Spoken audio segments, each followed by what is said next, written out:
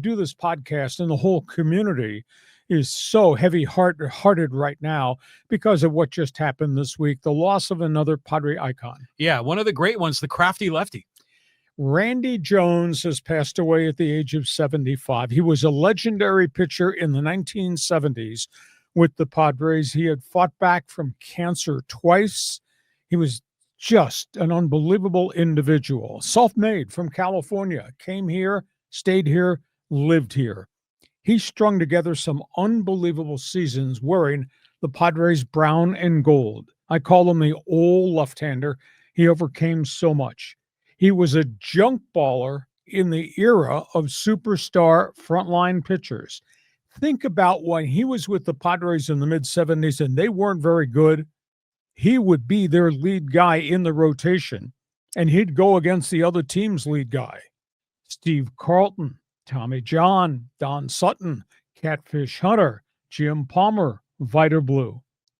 He had a really good group of years with the Padres, and he got by with guile. He got by with guts. He got by with his gifts on the mound, a wicked sinker. This is before the pitch really had become polished and everybody else adopted it. One year on a bad Padre team, he went 8-22. Think about that. Took the ball every fourth day. He followed that with back-to-back seasons of 20-12 and 22-14. And back in the day, pitchers went the distance. He was a workhorse. He wound up going 34, 36, and 40 starts in 3 consecutive years, never missed a start in the rotation. He had seasons where he threw for 285 and 315 innings. Think about that. That's unbelievable. Workload. And then there was the uniqueness of Randy Jones. Give me the ball. I'm going to throw a sinker. Here comes the pitch. He got involved in a game, I believe it was with the Phillies. Jim Cott was on the mound. The game went 1 hour and 29 minutes. They were both quick workers. You know, today we have this big argument about, games go 3 hours and 15. That's way too long. Think about that. The old left-hander and Kitty Cott pitched a complete games and finished it in 1 hour and 29. His major league record was only 100 wins and 123 losses. When he left here, he had shoulder problems, and he only lasted another 2+ years. Off the field, loved to talk baseball. Hey, Hacksaw, get over here in the dugout. I want to know what you think about this baseball story. And we'd go back and forth. He talked to today's players. He loved to talk about yesterday's players, and he faced all the icons over the course of his career. Man, what a heavy heart. And Randy had fought so hard against throat cancer, victim of chewing tobacco, and then he got sick again. And just think about this. More recently, we have lost such cornerstone fabrics of Padre baseball. Jerry Coleman, Tony Gwynn, the late Kevin Towers, Peter Seidler, and now Randy Jones. The old left-hander, rounding third, heading for home, now in heaven. Cool guy. Yeah, totally a cool guy.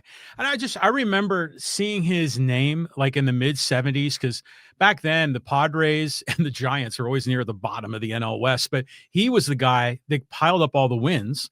And didn't he start an all-star game too, I think? And it was a Cy Young Award winner for a bad team. Think about that. And he was like 16-3 at the half. Yes. I mean, that's just insane.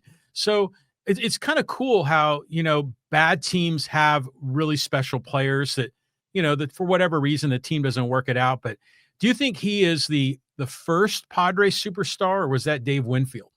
Well, Winfield was here for a short time, forced to trade. Randy came here and just piled up great numbers. I think he was kind of the first homegrown guy.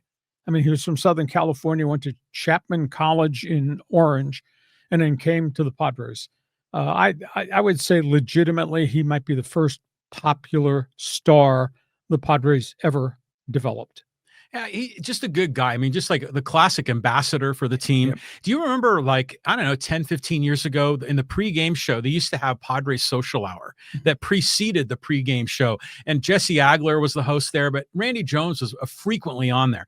And, they'd sit on that couch in the corner of the gift shop, and they conducted a fun interview show. They bring in players, and he's just so personable, so likable. And I know here in my hometown of Poway, he's had connections here. I think he owned the Big Stone Lodge for a while, and I think he has connections in Escondido. So he's a North County inland dude.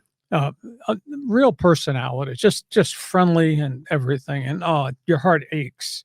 Like I said, we lost another piece of the fabric. Oh yeah, of Padre baseball history. The old left-hander, RIP. Randy Jones. Rest in peace. Okay, move on. We got other baseball topics.